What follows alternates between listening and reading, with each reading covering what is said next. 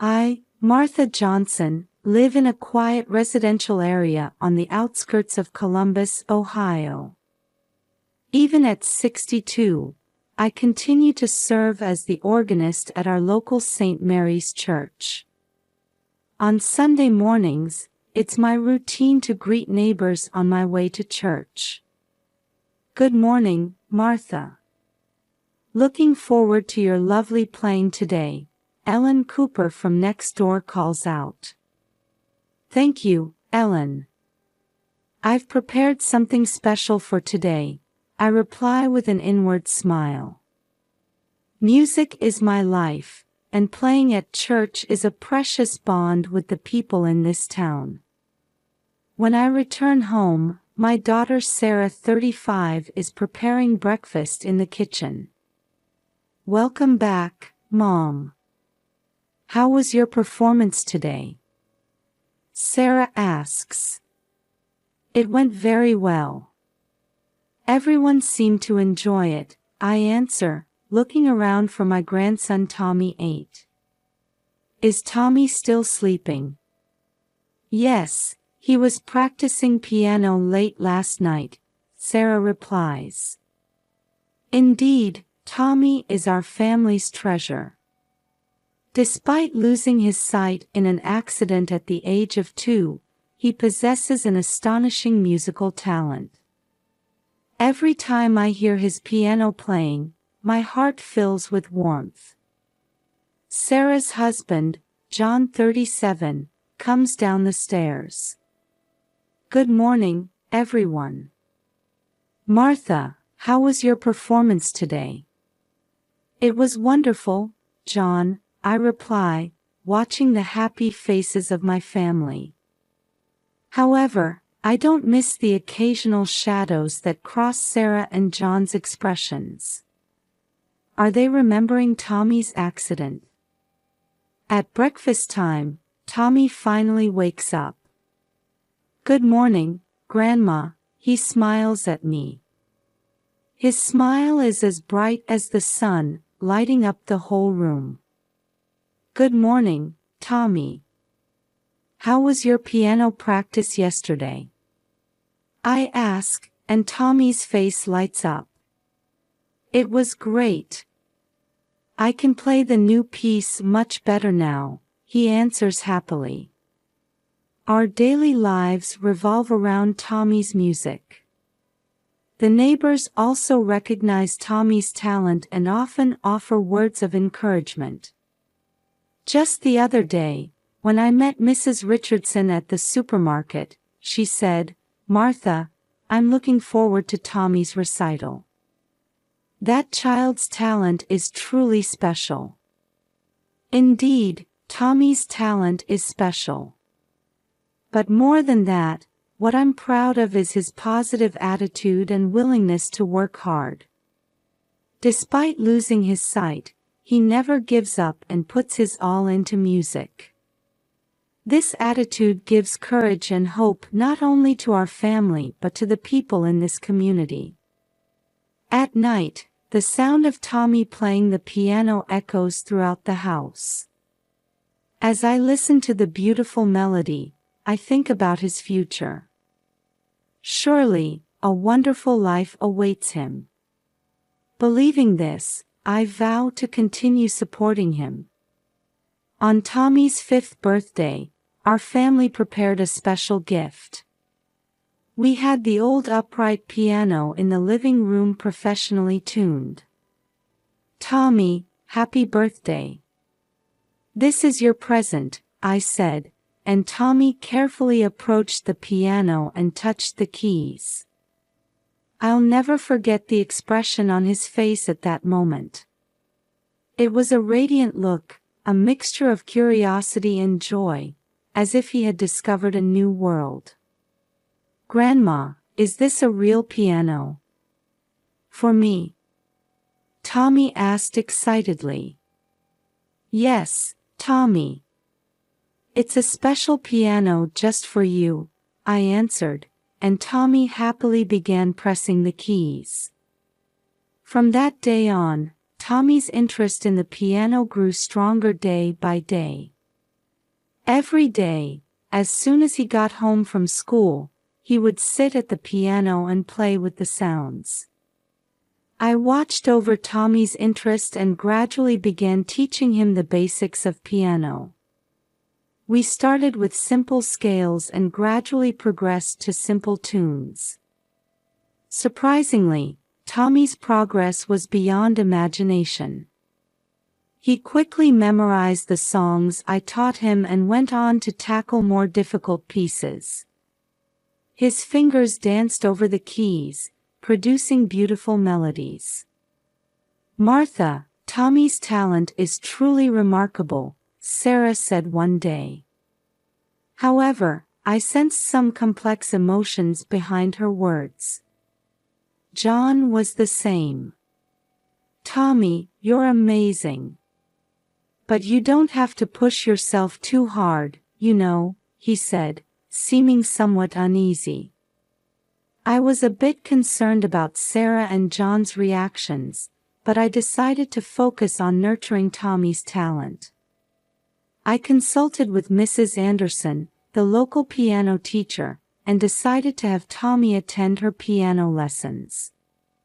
"Martha, Tommy's talent is truly special," Mrs. Anderson exclaimed in surprise. "His musicality surpasses any student I've ever met." The other students in the class were also amazed by Tommy's performances. Tommy's ability to perfectly play difficult pieces despite his lack of sight was an inspiration to everyone.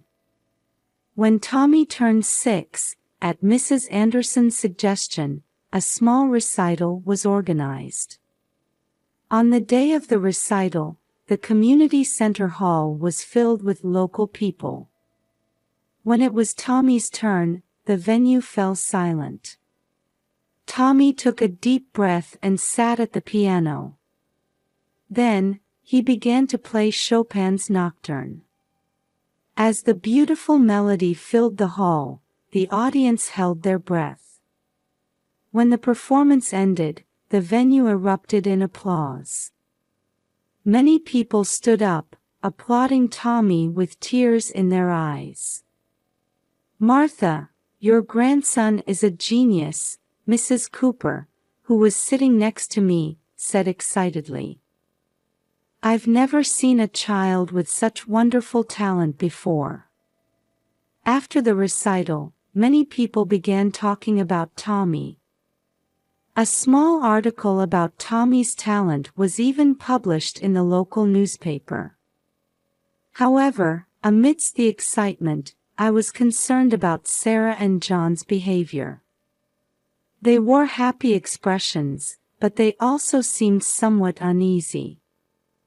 "Mom, Tommy's talent is amazing, isn't it?" Sarah said, but there was a hint of anxiety in her eyes. "Yes, it really is," John agreed, but his voice seemed to be mixed with complex emotions. While I questioned their reactions, I decided to focus on nurturing Tommy's talent. I believed that Tommy's passion and talent for music would surely brighten his future. A few months after Tommy's small recital, I found a flyer for the Ohio Young Musician Competition. This contest is a prestigious event that serves as a big challenge for young musicians in the state. "Tommy, would you like to enter this competition?" I suggested, and Tommy's face lit up. "Really? I'd love to try," he answered excitedly. However, Sarah and John's reactions were complex. "Mom, Tommy is still so young. Isn't it too early for him to enter such a big competition?" Sarah said worriedly. "That's right. Tommy, you don't need to feel pressured," John agreed. However, seeing Tommy's enthusiasm, his parents eventually agreed. And so, we began preparing for the competition. Tommy's practice became more intense than ever. He practiced for an hour before school in the morning, 2 hours after school, and another hour at night, without fail every day. Grandma, I want to play this part more expressively. How should I do it? Tommy would ask. I listen carefully to his playing and offer advice. Well, Tommy, why don't you try playing this part a bit slower and let each note resonate more? Tommy listens seriously and immediately tries it. His concentration and desire to improve always amaze me. However, as the practice continued, a change appeared in Sarah and John's attitude. The two, who were previously supportive, began to show anxious expressions. Tommy, why don't you take a break now? Sarah began to say frequently. That's right, Tommy. Don't push yourself too hard, John chimed in. I felt uncomfortable with the change in their attitude. Why are they so reluctant when this is a chance to develop Tommy's talent? One night, I overheard Sarah and John's hushed conversation. John, is this really okay? Tommy is. I know, Sarah. But at this point, their conversation was fragmented, and I couldn't catch everything, but I felt there was some serious secret. As the competition approached, Tommy's anxiety also grew. Grandma, do you think I can play well? He asked worriedly. You'll be fine, Tommy. You've practiced enough. Have confidence, I encourage him. However, the atmosphere in the family became more tense day by day. Sarah and John began to show guilty expressions whenever they saw Tommy practicing. Tommy, you've practiced enough. Why don't you take a break? Sarah would say. That's right. Why don't you try getting interested in something other than music? John would suggest. Tommy looked confused. But I like the piano. I want to enter the competition. I didn't understand the cause of this family tension. Why can't they wholeheartedly rejoice in their son's great success? Are they hiding something? On the night before the competition, we had dinner as a family. The atmosphere around the table was heavy, with little conversation. Tomorrow is a big day, Tommy, I said, and Tommy nodded nervously. Yes, Tommy. Do your best, John said, but his voice lacked energy. Sarah remained silent, continuing her meal. In my heart, doubts grew larger and larger. Does this family have some serious secret? And is it somehow related to Tommy's talent? When we got home, I made up my mind. I must find out the truth from Sarah and John soon. For Tommy's sake, and for our family's sake. The day after the competition, a celebration for Tommy's victory was to be held at the local community center. I headed to the center early in the morning to help with the preparations. Martha, congratulations. Tommy's talent is truly amazing, Mrs. Cooper called out to me. Thank you. This result is thanks to everyone's support, I replied. The venue was decorated with handmade banners and Tommy's photos, creating a celebratory atmosphere. Tables were laid out with cakes and snacks donated by the local bakery. At 2 p.m., the victory celebration began.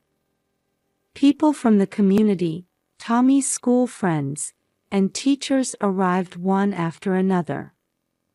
Everyone offered warm words to Tommy, praising his talent.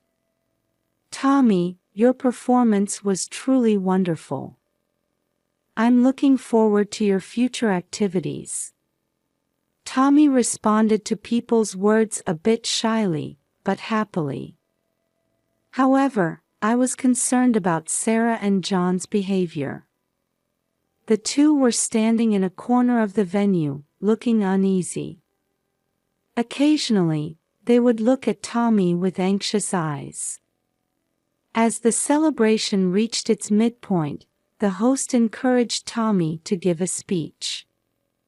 "Now, let's hear a few words from our winner, Tommy." As the venue fell silent, Tommy stood in front of the microphone. He took a deep breath and began to speak. "Everyone, thank you for coming today. I'm truly happy about this victory." Tommy paused for a moment, and then continued with unexpected words. "But there's something I need to tell you all. Actually, the reason I became blind." Tension ran through the venue. I could see Sarah and John's faces turning pale. "Actually, it wasn't an accident. My parents intentionally." The sudden confession threw the venue into chaos. People raised voices of surprise, looking at each other. "My parents deliberately injured my eyes to make me famous."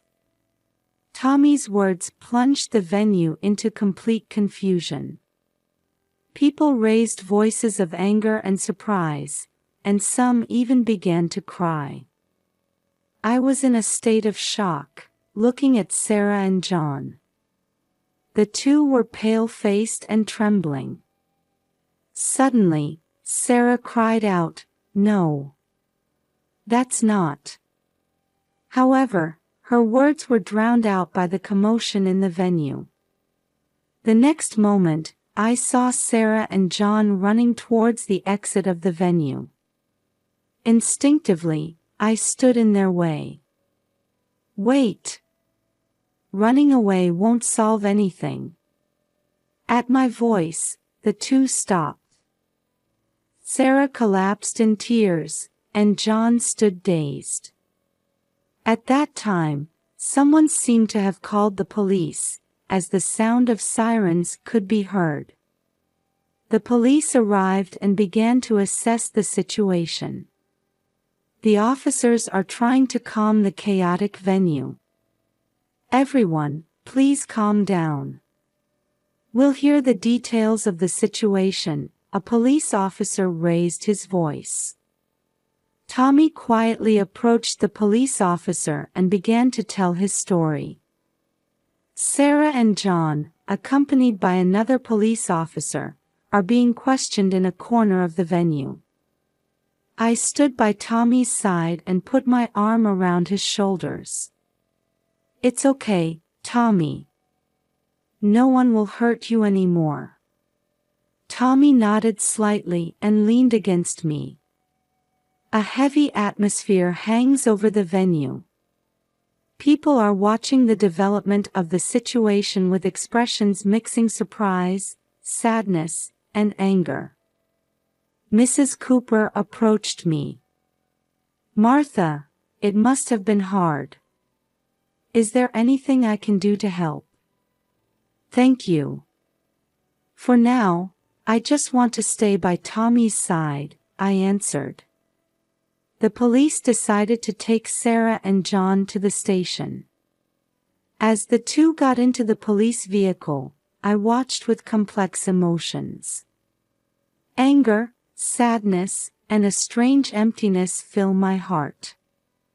The victory celebration ended in a way no one had expected. People quietly left the venue, but with great shock. I hugged Tommy and began preparing to go home. The days ahead will certainly not be easy. However, now that the truth has come to light, we must take a new step forward. What will Tommy's brave confession bring to our family? The answer is not yet visible. I only clearly decided in my heart to continue protecting and supporting Tommy. Several days have passed since the victory celebration, and a full-scale police investigation has begun.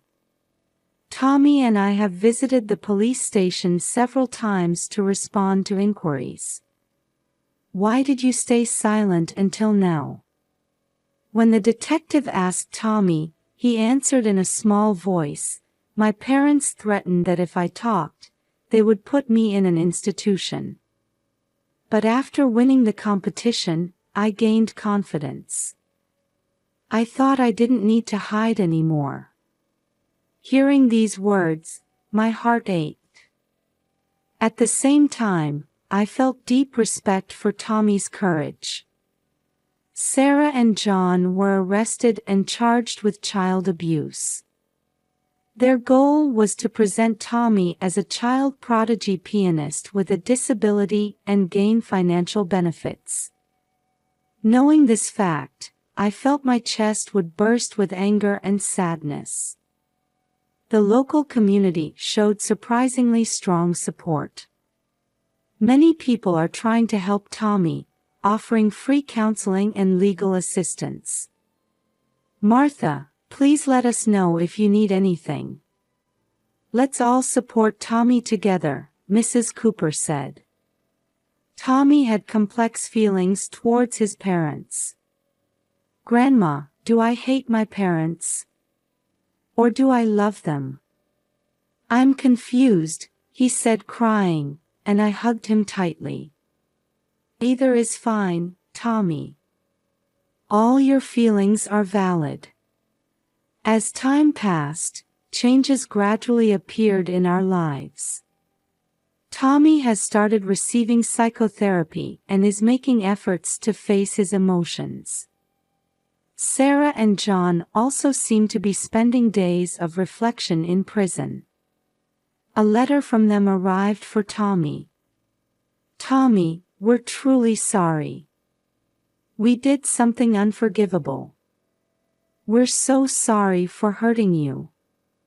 Tommy read the letter over and over, and it seemed that feelings of forgiveness towards his parents were slowly growing. "Grandma, I want to go see Dad and Mom someday," Tommy said, and I felt his growth.